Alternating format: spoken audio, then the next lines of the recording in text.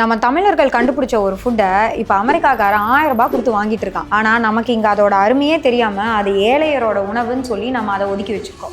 எவ்வளவு கேவலமான பிறவிங்க இல்லை நம்ம. நான் இப்போ இவ்வளோ நேரம் சொல்லிட்டு இருந்தது நம்ம பாரம்பரியமான பழைய சோறை பற்றி தான். பழைய சோறு பச்சை மிளகா.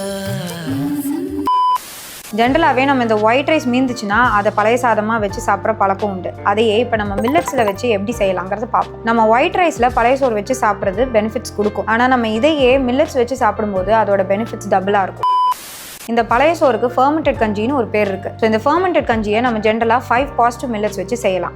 ஸோ அது என்னென்னா திணை, வரகு, சாமை, குலசாமை, குதிரைவாளி. இந்த ஒரு மில்லட்டையும் நம்ம ஃபர்மெண்டட் கஞ்சி கான்செப்டில் செஞ்சு சாப்பிடும்போது இதோட பெனிஃபிட்ஸ் ஒன்றுத்துக்கும் ஒரு மாதிரி மாறும். ஸோ இது 5மே நீங்கள் சைக்ளிக் ரொட்டேஷனில் மாற்றி எடுக்கிறப்போ உங்களோட கட்டுக்கு இது ரொம்ப நல்லது. ஏன்னா இதில் நிறைய குட் பாக்டீரியா, அதுவும் முக்கியமாக அனரோபிக் பாக்டீரியா ப்ரீட் ஆகும். ஸோ இது நம்ம ஆன்டிபயோட்டிக் எடுத்து ரொம்ப மோசமாக நம்ம கட்டு இருக்கிற சமயத்தில் இல்லை ரொம்ப வயிறு சம்மந்தப்பட்ட நோய்கள் இருக்கவங்களுக்கு இது எல்லாமே அவங்களுக்கு ஹெல்ப் பண்ணி கொடுக்கும். ஸோ இப்போ இந்த மில்லட்ஸ் வச்சு ஃபர்மெண்டட் கஞ்சி எப்படி செய்யலாம்னு பார்க்கலாம். நோட் பண்ணுங்கப்பா பின்றாம்பா. மில்லட் வச்சு நீங்கள் ஃபர்மெண்டட் கஞ்சி 2 பேத்துக்கு பண்ணோன்னா 1 டேபிள் ஸ்பூன் ஆஃப் மில்லட், என்ன தேவையோ தினையோ வரகோ அது மாதிரி நீங்கள் ஒரே டேபிள் ஸ்பூன் எடுத்து அதை நல்லா வாஷ் பண்ணிட்டு அப்புறம் ஒரு பானையில் நீங்கள் 500 ml ஆஃப் வாட்டர் போட்டு அதை சோக் பண்ணிடுங்க. ஸோ நீங்கள் நைட்டு கஞ்சி வைக்கணும்னா நீங்கள் காலையிலேயே அதை சோக் பண்ணி ஆகணும். ஸோ அட்லீஸ்ட் 8 to 10 hours நீங்கள் அதை சோக் பண்ணணும். ஸோ நைட்டு 8 மணி வாக்கில் ஒரு 7 o'clock நீங்கள் அதை நல்லா நார்மல் கஞ்சி, நம்ம ஃபீவருக்குலாம் செஞ்சு அரிசி கஞ்சி சாப்பிடுவோம் இல்லைங்களா, அந்த பதத்தில் அதை ஜஸ்ட் கஞ்சி பண்ணிடுங்க. முக்கியமாக அதில் உப்பு போடக்கூடாது. ஸோ இப்போ இந்த கஞ்சி நீங்கள் ரெடி பண்ணிட்டீங்கன்னா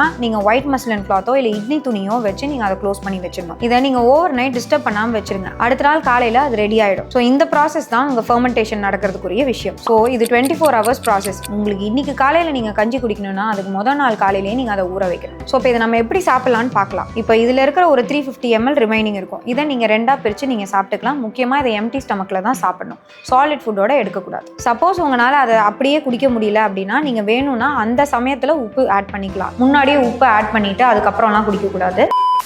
நீங்கள் குடிக்கிறப்ப உடனே நீங்கள் உப்பு ஆட் பண்ணிக்கிட்டீங்கன்னா அதில் இருக்க பாக்டீரியாலாம் சாகாது. அதனால நீங்கள் இவ்வளோ எஃபர்ட் போட்டு செஞ்சது வீணாகாது. அதே போல் நீங்கள் உப்பு மாதிரியே தான் இந்த தயிர் வேணும்னா கூட ஆட் பண்ணுறது. அப்போ எப்போ சாப்பிட்றீங்களோ அப்போ தயிர் ஆட் பண்ணிக்கோங்க. முன்னாடியே நீங்கள் தயிர் ஆட் பண்ணிங்கன்னா அதில் லாக்டோபெசிலஸோட க்ரோத் தான் ஜாஸ்தி இருக்கும். ஸோ அதனால் அதோட பெனிஃபிட்ஸ் எல்லாமே வீணாயிடும். நீங்கள் உங்களுக்கு தயிர் வேணும்னா முடிஞ்ச வரைக்கும் தனியாக எடுத்துக்கலாம். பட் இல்லை எனக்கு இதை தனியாக குடிக்க முடியலன்னா கொஞ்சோண்டு தயிர் ஆட் பண்ணிக்கலாம், தப்பு இல்லை. ஆனால் என்ன கேட்டிங்கன்னா உப்பும் தயிரும் ஆட் பண்ணாமல் அது ரோவா சாப்பிட்றது தான் நல்லது. நான் அப்படி தான் இவ்வளோ நாளும் சாப்பிட்டுட்டு இருக்கேன். இப்போ இந்த ப்ராசஸில் என்னெல்லாம் பண்ணலாம் என்னெல்லாம் பண்ணக்கூடாதுன்னு பார்க்கலாம். ஃபர்ஸ்ட் இது வெறும் வயிற்றுல தான் குடிக்கணும். ஏன்னா நீங்கள் வெறும் வயிற்றுல குடிச்சாதான் இது உங்களோட இன்டெஸ்டைனுக்கு போகும். அங்கே இருக்க கட் பாக்டீரியா ப்ரீட் ஆகும். ஸோ அது ரொம்ப இம்பார்ட்டன்ட். இன்னொன்று சோக் பண்ணலன்னா அந்த மில்லட்டோட ஃபைபர் ஹைட்ரேட் ஆகாது. ஹைட்ரேட் ஆகலைன்னா நமக்கு அதில் பாக்டீரியா உற்பத்தி ஆகாது. நீங்கள் எவர் சில்வர் பாத்திரத்தில் பண்ணலான்னு நினச்சிங்கன்னா அதில் இது ஒர்க் அவுட் ஆகாது. மண் பாத்திரம் தான் எடுக்கணும். அதே போல் வெள்ளை துணி வச்சு தான் க்ளோஸ் பண்ணணும். ஏன்னா நீங்கள் இதை பண்ணிங்கன்னா தான் உள்ளுக்குள்ளே ஏரோபிக் பாக்டீரியா, அதாவது ஆக்சிஜன் இருக்கிற பாக்டீரியா வளரக்கூடிய சூழ்நிலை உள்ள உருவாகும். ஸோ அது ரொம்ப இம்பார்ட்டன்ட். நமக்கு மண் பாத்திரத்தில் மட்டும்தான் எல்லா பக்கமும் நமக்கு காற்று உள்ளே போகும். அதே போல் கஞ்சி வச்சிட்டிங்கன்னா ஆறுனதுக்கு அப்புறமா அந்த துணி வச்சு க்ளோஸ் பண்ணிக்கோங்க. முக்கியமாக நீங்கள் கஞ்சி வைக்கிறப்பவும் சரி இல்லை அதை ஃபர்மெண்ட் பண்ண விட போகிறப்பவும் சரி நீங்கள் தயிரோ இல்லை உப்போ கண்டிப்பாக ஆட் பண்ணக்கூடாது. காலையில் நீங்கள் குடிக்கிறப்போ அப்போ ஒரு 1 or 2 minutes முன்னாடி நீங்கள் போட்டு டக்குன்னு குடிச்சிருங்க. இப்போ இது எவ்வளோ நேரம் ஃபர்மெண்ட் ஆகணும்னு நீங்கள் கேட்கலாம். ஸோ இது நீங்கள் நைட்டு வச்சிங்கன்னா அடுத்த நாள் காலையில் உங்களுக்கு புளிக்கக்கூடிய டைம் நீங்கள் ஜென்ரலாக உங்கள் ஏரியாவில் உங்கள் ரீஜனில் தயிர் புளிக்கக்கூடிய நேரம் தான்.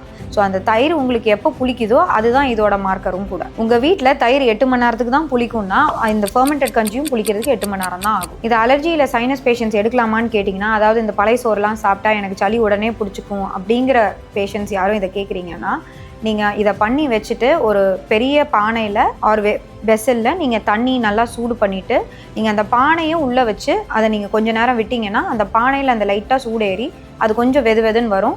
அப்போ உங்களுக்கு இது சைனஸ் ட்ரிகர் பண்ணாமல் இருக்கிறதுக்கு வாய்ப்பு இருக்குது. ஸோ அந்த மாதிரி நீங்கள் எடுத்து அதை ட்ரை பண்ணிங்கன்னா உங்களுக்கு நல்ல ஒரு ரிசல்ட்ஸ் இருக்கும். இதை மில்லட்டில் மட்டுமே நீங்கள் செய்யணும்னு அவசியம் கிடையாது. மில்லட்டில் மேக்ஸிமம் பெனிஃபிட்ஸ் இருக்கும். ஆனால் நீங்கள் ட்ரெடிஷ்னல் ரைஸஸில் கூட அப்பப்போ நீங்கள் இதை ட்ரை பண்ணி சாப்பிடலாம். இப்போ ஒரு ஹெல்த்தியான இண்டிவிஜுவல் உங்களுக்கு வயிறில் எந்த பிரச்சனையும் இல்லை, வயிறு உபசம் இல்லை கான்ஸ்டிபேஷன் இந்த மாதிரிலாம் எதுவுமே இல்லை அப்படின்னா நீங்கள் அதை வாரத்தில் 3 நாள் எடுக்கலாம். ஆனால் எனக்கு ஒரு டிசீஸ் இருக்குது, ஆட்டோஇம்யூன் டிசீஸ் இருக்குது, அலர்ஜி இருக்குது, இல்லை டயபெட்டிஸ் இருக்குது, ஹைப்பர் டென்ஷன் இருக்குது, இல்லை வேறு என்ன மாதிரிப்பட்ட நோய் இருந்தாலுமே நீங்கள் அதை டெய்லியும் கன்சியூம் பண்ணுறப்போ இந்த 5 பாசிட்டிவ் மில்லட்ஸோட அது கண்டிப்பாக உங்களுக்கு அது ரிசல்ட்ஸ் ரிசல்ட்ஸ் வந்து பாசிட்டிவாக தான் இருக்கும். So it is mandatory for every one to take this fermented கஞ்சி. இதை நீங்கள் வெறும் வயிற்றில் எடுக்கிறீங்கன்னா 15 to 20 மினிட்ஸ்க்கு அப்புறம் தான் நீங்கள் சாலிட் ஃபுட் எடுக்கணும், ஆர் காஃபி ஆர் எதுவாக இருந்தாலும் சரி. அண்ட் முக்கியமாக இதெல்லாம் எடுத்துகிட்டு இருக்கப்போ பால் எடுக்காதீங்க. பால் வந்து உங்களுக்கு இன்னும் பிரச்சனையை தான் ஜாஸ்தி பண்ணும். வெறும் பாலா இல்லை காஃபியில் பாலோ இந்த மாதிரிலாம் நீங்கள் எடுக்கணும்னு அவசியமே கிடையாது. பிளாக் டீ, பிளாக் காஃபி மாதிரி எடுத்துக்கலாம், பட் அதையும் லேட்டர் ஆஃப்டர் 20 மினிட்ஸ் ஓன்லி. இது நம்மளோட முன்னோர்கள் நம்ம கொடுத்துட்டு போன ஒரு வரப்பிரசாதம். இதோட அருமை புரியாமல் நம்ம வறுமையில் இருக்கவங்க தான் சாப்பிடுவாங்க, கூலி தொழிலாளிகள் தான் சாப்பிடுவோம்னு நம்ம நினச்சிட்டு இருக்கோம். அப்படி கிடையவே கிடையாது. இதை நீங்கள் கரெக்டாக சாப்பிட்டீங்கன்னா உங்களுக்கு டாக்டர்ஸ் நாங்களே தேவைப்பட மாட்டோம்.